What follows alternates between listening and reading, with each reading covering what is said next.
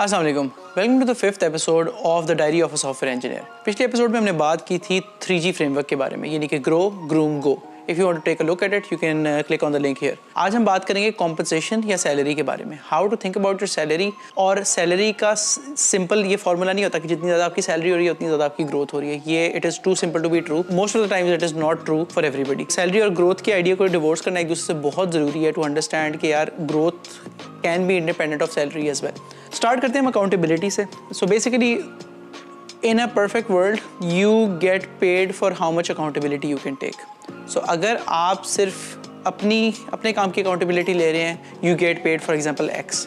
If you take accountability for 2 or 3 other people's work, you can probably get paid 2x and what not. So जितनी ज़्यादा आप accountability या responsibility ले रहे हैं किसी चीज़ की, आपकी सैलरी उसके साथ ही ग्रो करनी चाहिए।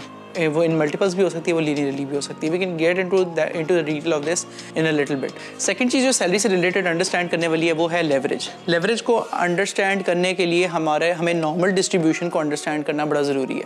आपने matric, O levels, A levels वगैरह में पढ़ा होगा हमेशा कि कभी भी एक लार्ज इनफ सैम्पल पॉपुलेशन को जब हम सैम्पल करते हैं तो उसकी सारी की सारी डिस्ट्रीब्यूशन जो होती है वो in terms of a bell curve होती है।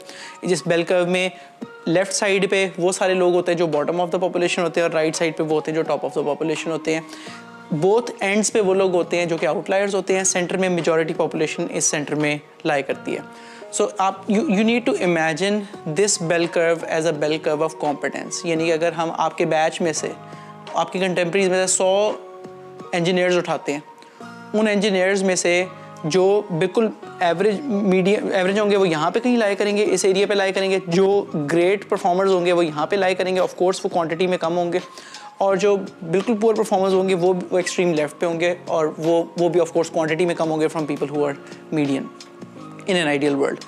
Alright, so now that you understand the bell curve, ये इससे नेक्स्ट स्टेप जो इंपॉर्टेंट है वो है कि to understand yourself and where you lie in this. So let's say ये कॉम्पिटेंस का बेल कर्व है। इसमें you have to be self aware and find out कि इस सारे बेल कर्व में आप कहाँ पे लाई करते हैं। क्या आप टॉप 20% में लाई करते हैं, टॉप 50% में, 75% में लाई करते हैं। इसको टेस्ट करना बड़ा इजी है। आप अपने कंटेम्प्रेरीज में देखें and just be honest with yourself and see कि यार मैं इन कंटेम्प्रेरीज के मुकाबले में am I better, am I poor. कुछ एरियाज़ में आप लैग करते होंगे, कुछ एरियाज़ में वो शाइन करते होंगे। So as a package think of yourself and rate yourself anywhere. So for example I can as an example हम कर लेते हैं कि there is somebody who lies somewhere here in terms of competence। ठीक है, सबसे पहले आपने अपने आप को अगर कॉम्पिटेंस पे लाई कर दें तो यहाँ पे लेट्स से यही सेम पर्सन अब अपनी जब सैलरी को इसके ऊपर मैप करता है कंपेयर टू द कंटेम्प्रेरीज, वो देखते हैं कि यार हम बैच में 100 लोग शुरू हुए थे डिफरेंट यूनिवर्सिटीज़ वगैरह से, मैं यहाँ पे लाई करता हूँ और मेरे कंटेम्प्रेरीज यहाँ पे लाई करते हैं। सो लेट्स से हाइपोथेटिकली इसी इंजीनियर का सैलरी जो है वो लेट्स से टॉप 10% में लाई करती है। यहाँ पे X लगा लेते हैं हम। This is possible in the real world कि you get paid for way more than your capability और एबिलिटी। लेकिन what people don't realise is कि इसके बहुत ज़्यादा पिटफॉल्स भी होते हैं। So the black marker here is the salary and the blue marker here is the competence. So ये जो सारा गैप है, the gap from here to here, this is what we call leverage. और इस case में जब आपकी salary, आपकी कॉम्पिटेंस ज़्यादा है, सारे की सारी लेवरेज इसमें आपके एम्प्लॉयर के पास है।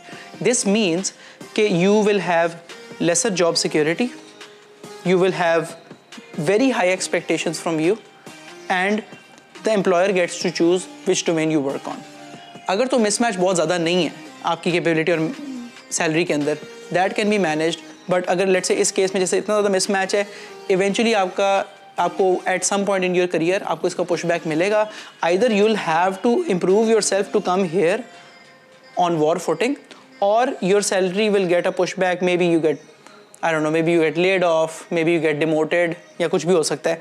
सो this can come back to something that is more realistic to where you are.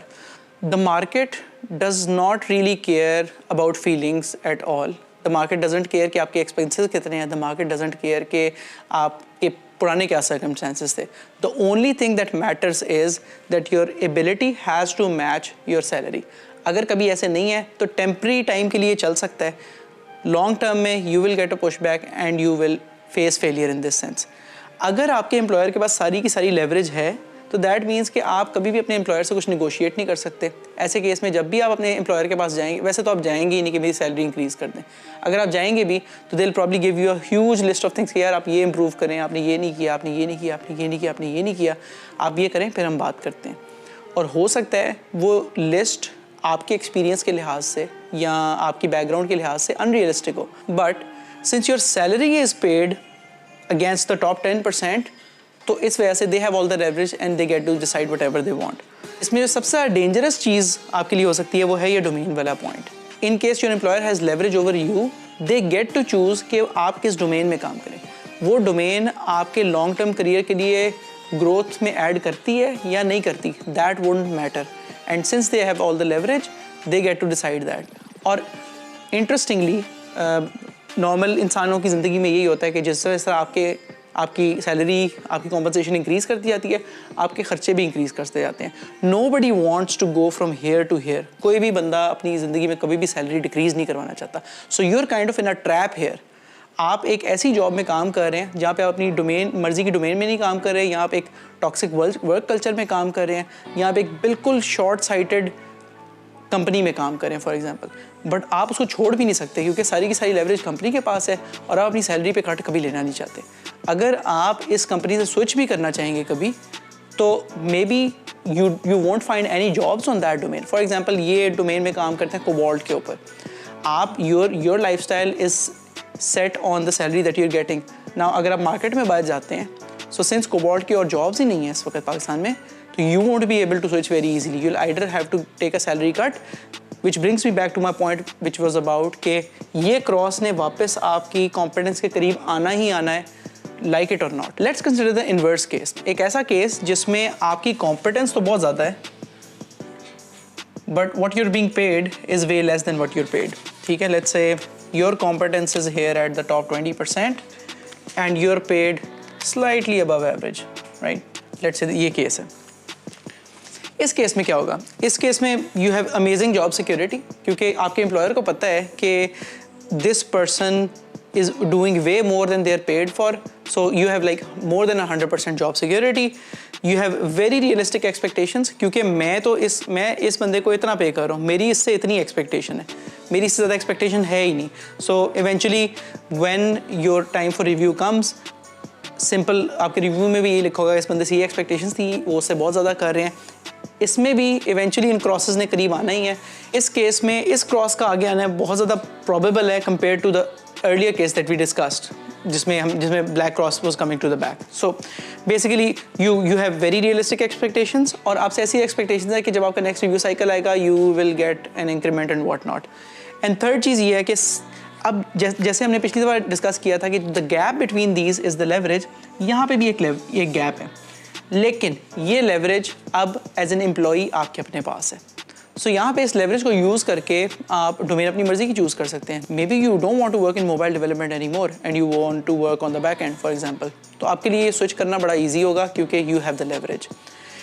Also इस लेवरेज को आप यूज़ करके और भी चीज़ें निगोशिएट कर सकते हैं। For example, I don't know, you could negotiate a better mentor, you could negotiate a better team lead, you could say कि यार I'm not really inspired by the team lead that I am working with currently, please do something, move me to another team. इस इंसान के पास क्योंकि leverage है, the employer will be very flexible to these guys. So leverage का concept understand करना बहुत important है, which brings me to my very early point, कि salary is not equal to growth. जब मैंने आपको पहले बताया था कि इमेजिन अ सिनेरियो जहाँ पे सैलरी ज़्यादा होती है and you are not that competent, तो उस केस में nothing was being added to your growth and eventually it would end up being a disaster for yourself. इस केस में भी this guy might have slightly lesser salary from somebody else who is probably here, मतलब यहाँ same competence same salary but this person has more leverage, so they can probably feed more into their future growth. अपनी leverage को अपने mentors वगैरह अपनी learning से align करके future growth के बारे में चीज़ें नेगोशिएट कर सकते हैं। So that was basically it about your compensation and this is how you should think about your compensation. ये बिल्कुल भी लीनियर ट्रेजेक्ट्री नहीं होनी चाहिए कि अभी मेरी इतनी 100,000 सैलरी है तो मैं जब अगली जगह पे जाऊँगा तो मैंने इसकी डबल लेनी है या मैंने आई डोंट नो 150 लेनी है। You need to be very tactful about how you think about your salary because that is the thing that decides कि आपके पास कितनी leverage है. My cardinal rule in my life has been to always prioritize the long term upside over the short term upside. So short term में अगर आपको for example slight salary cut लेना भी पड़ रहा है, do that if that adds to your longer term success. For example, if that gets you closer to somebody who you want to be mentored by. For example, if that gets you into a technology that you want to work in. For example, वो आपको एक ऐसी domain में ले जाता है जिसका future prospects बहुत ज़्यादा हैं. For example, वो आपको एक ऐसी कंपनी में ले जाता है जिनके प्रोसेसेस या जिनके सिस्टम्स या स्टैंडर्ड्स बहुत अच्छे हैं.